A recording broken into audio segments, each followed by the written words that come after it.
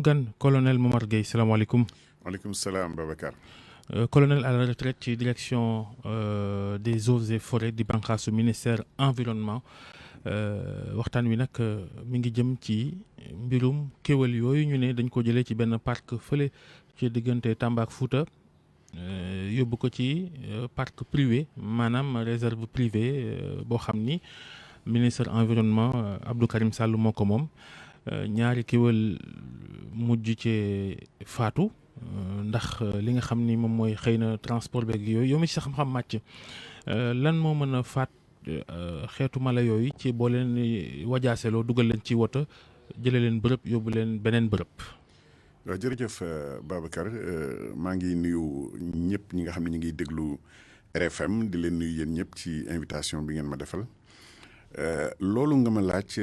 maanaam jëlee ay mala yoo xam ni ci àll bi la ñu dëkk mooy rabu àll. ci benn béréb indi ko ci beneen béréb du tey la tàmbali boo seetee ci année 1972 jëm 73 Sénégal jël na ay njamala jële leen Cameroun indi leen fii ci parc national du Niokolo-Koba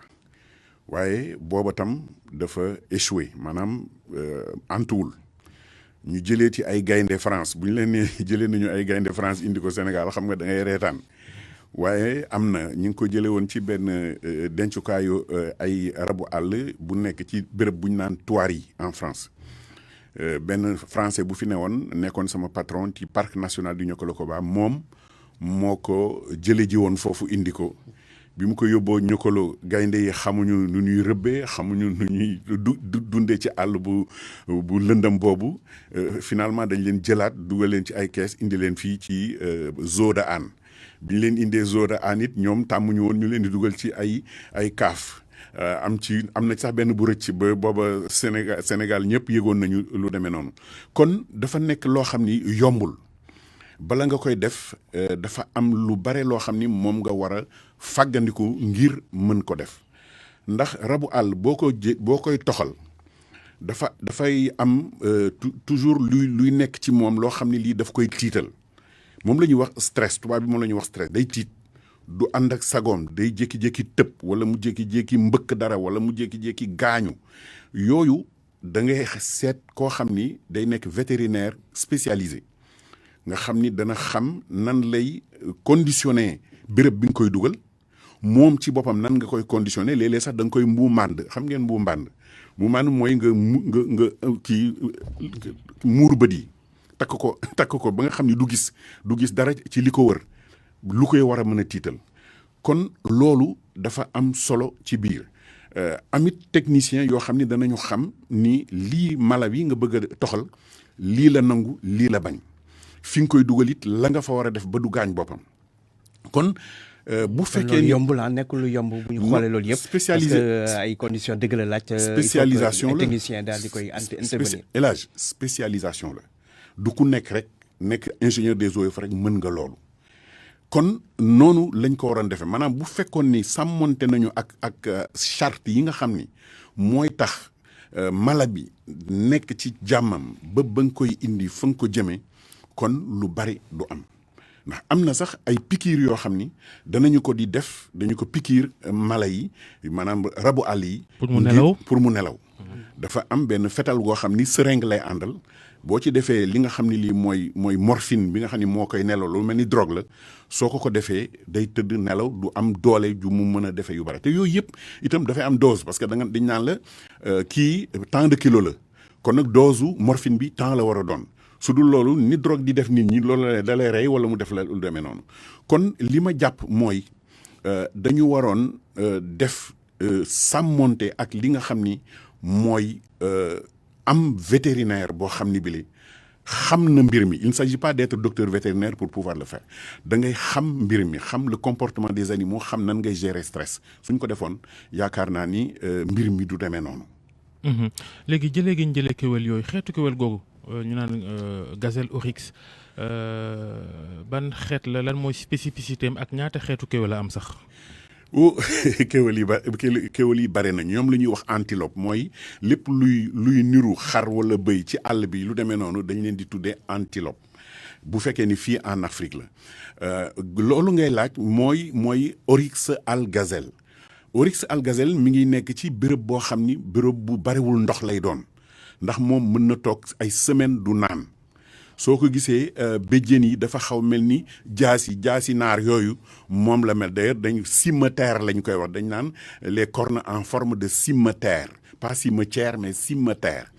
Donc moom lay kii dañ ñu ko am ni ci dañ ñu mayoon ay gazelle yu jóge woon Espagne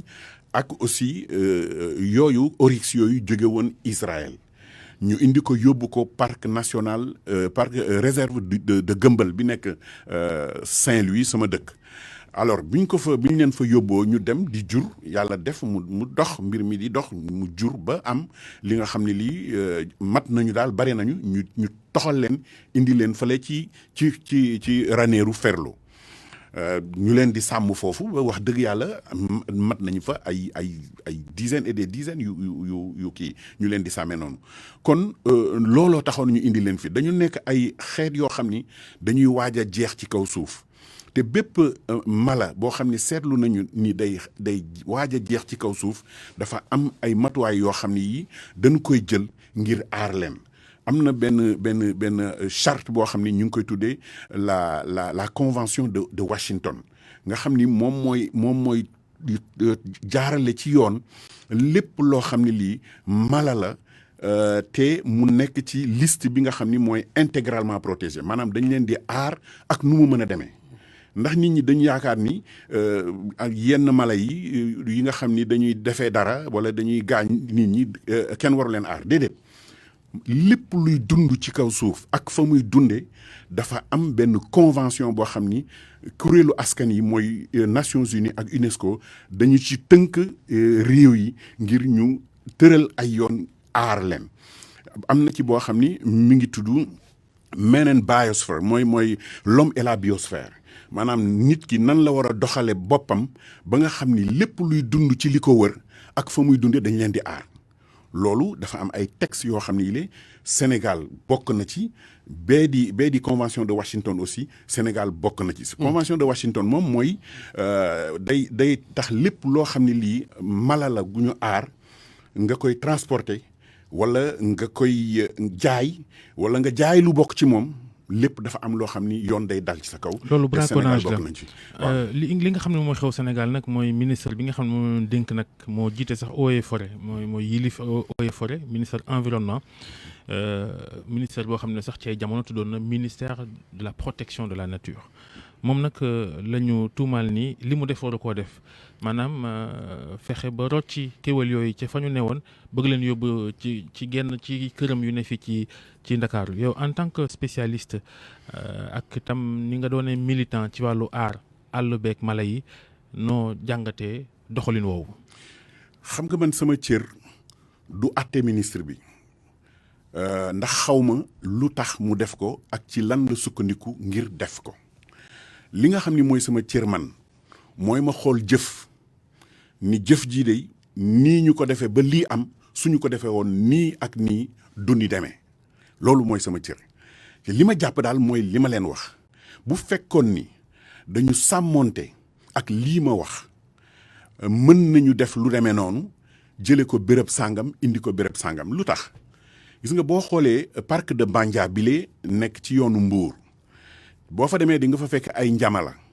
di nga fa fekk rhinocéros di nga fa fekk ay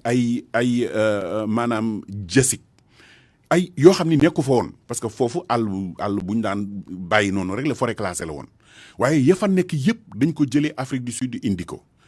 am nañu sax beneen bu nekk Fatala boo xam ne bi boo demee ay gayndee nga fa danaa di gis ay nit yi fa dem di photo wu di yore yat ma leen di Toubacouta waaw ma leen di ñaan nañu moytu loolu gis nga rabu àll kenn du ko wóolu à 100% ndax bu lay bett bu lay rey dalee bett moo tax yu demee noonu man du ma ci masa dugg du ma ko masa digle loolu de laa gëm wóorul loolu la kon mbir mi ni nga xam ni noonu la ñu waroon a doxale laa leen wax nii bu fekkee ni nag la tax la jur mbir mi ba kilifa yooyu dem def ko kooku xëy na ñoom danañu génn. mais ñoom dañuy wax ne li ñu def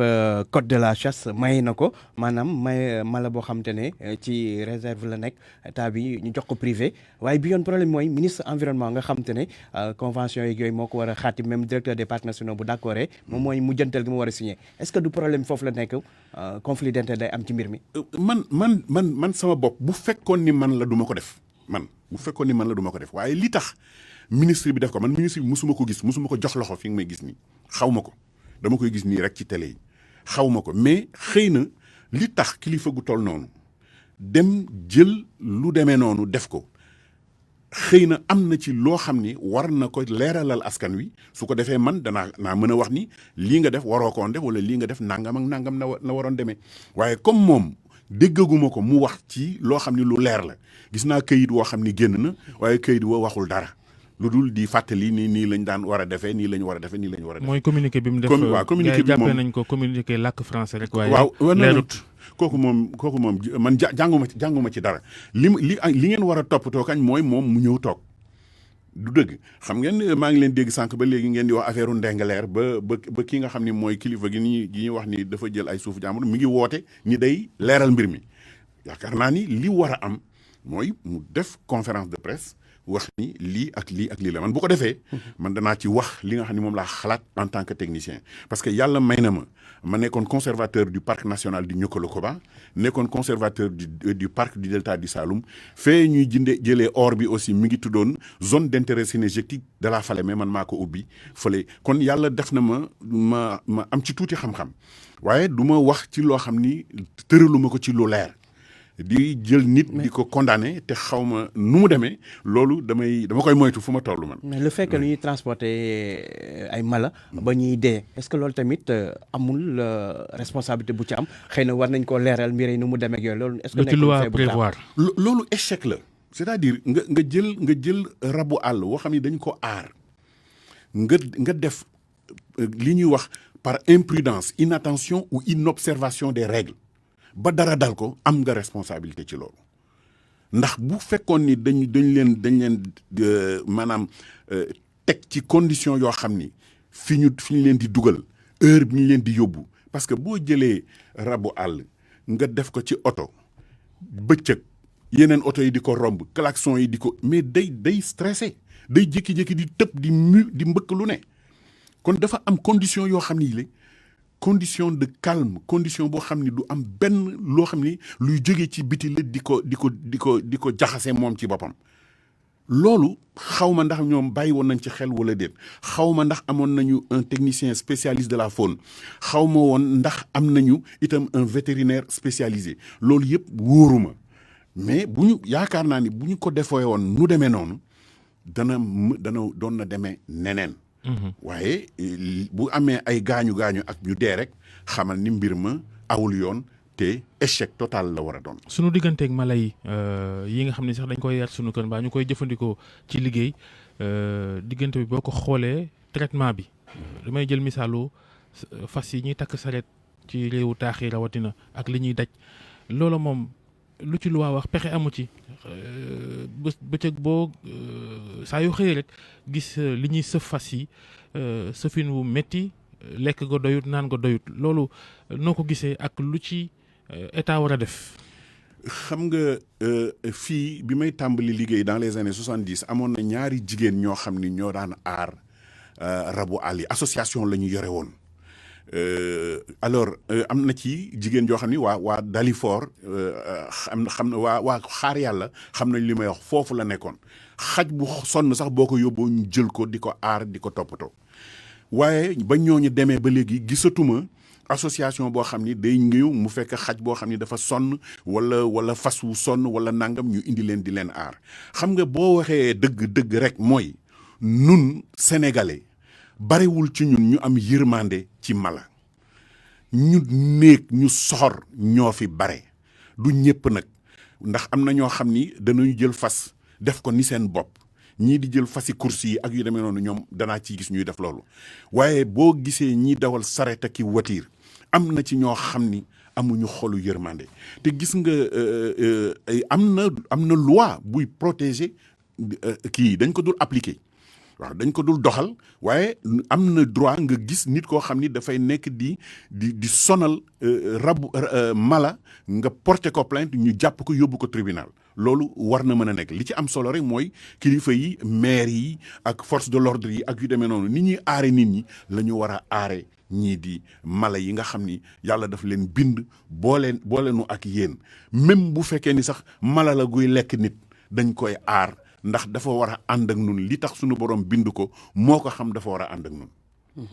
li jëm ci wàllum coow loolu ba léegi coowum gazelle yi di kéwél yi est-ce que jotu woon comme yaa ngi indi ay leer lu bëri naan il faut ñu leeral ko jotu woon def ab enquête ngir xam dëgg mbir yi na mu demee ak responsabilité ku nekk ci mbir moom ñu xam ko. lu leer nañ loolu moo war a am te jàpp naa ni njiitu réew mi gis naa ni mu sonne ci wàllu aar lépp luy àll bi ndax gis nga fii boo xoolee gouvernement du Sénégal depuis nag Senghor ba léegi am nañu lu mat 15 réserves yoo xam ne yi pour di aar rabu àll yi la particulièrement parcs nationaux yi war nañu mat 6 am na ay réserves yoo xam ni war nañu mat au moins 8 yooyu yëpp tasaaroo nag ci kii bi depuis Ndar parc du Djoudj ba ngay dem Basse Casamance jaar parc du Delta du Saloum nga xam ne man maa ko ubbi woon dans les années 77 donc yooyu yëpp am na fi wane ni gouvernement bi am na ay jéego yu am solo yu mu def waaye nag léeg-léeg ma gis ñu jiital fa ay nit soit ci ministère bi wala ci parc yi ci seen bopp ñoo xam ni dafa mel na jànguñu bu baax spécialité bi parce que nga nekk ingénieur des eaux et forêts rek mënul tax nga mën a yore un parc national c'est pas possible man dama en 1972 laa dem benn spécialisation bu ñuy wax école de faune de Garoua fa laa dem am fa diplôme de spécialiste de la faune ñaari école la woon ci Afrique benn bi moo nekkoon Garoua benn bi mi ngi nekk Mouéka. Garoua ca Côte d'Ivoire. Garoua non Cameroun Nord Cameroun Cameroun waaw donc foofu laa ko amee ma dellu si waat jàngat def un master of science bu wildlife management maa ngi ko amee institut polytechnique et université d'état de Virginie boo fa demee gis nga ba nga jàng loolu ci ngay xam ni lii kenn mënu ko yore te jàngloo ko te jàpp naa ni ñàkk jàng gi moo indi erreur yu waxtu bari wi dem nañ sax mais ci 30 secondes waaw bu ñu waxee yéen eaux et forêts dañuy wax mala waaye dañuy wax àll bi itam 300 hectares yi sédiments yi ca diggante Djilakh ak Ndingler ba ñu koy def ay terrassement ak yooyu dañoo daggi garab buddi loola moom itam mënut am njeexital ci sunu aalam gém gis nga lépp loo xam ne lii da nga ko war a sanc war fa liggéey dara wala nga war fa bay wala nangam war nga jokkoo ak eaux et forêt ba xam espèce protégée ndax ni ñuy aaree yii di kéwél yi ñu wax ak yu demee noonu garab yi noonu la ñuy di aare dafa am liste garab yoo xam ni te guy ci la bokk guy ci la bokk ay kaysedra ci la bokk ay dimb ci la bokk wén ci la bokk yooyu yëpp dañ leen aar kon bala nga koy dagg dafa war am ñoom ñëpp xay kaysedra ñoom ñëpp ci lañu bokk moo tax bi mu Thiès gale ngeen dëkk xaw ma ku fi dëkk Thiès Alaaji Assane moom képp la Alaaji Assane moo fa dëkk kaysedra yi na mu fa baree woon waaye mbii ci lacc rek ñu ni ay woon nañ daaneel fii dañuy tabax fii dañuy defar fii nanga mën a ba garab yi dañ leen di aar ni ñuy aaree doomu aadama yi ni ñuy aaree ñii di maanaam mala yi. jërëjëf colonel Momar Gueye jërëjëf El Hadj Ndiogou Diène jaa ngeen jëf mbokk yi.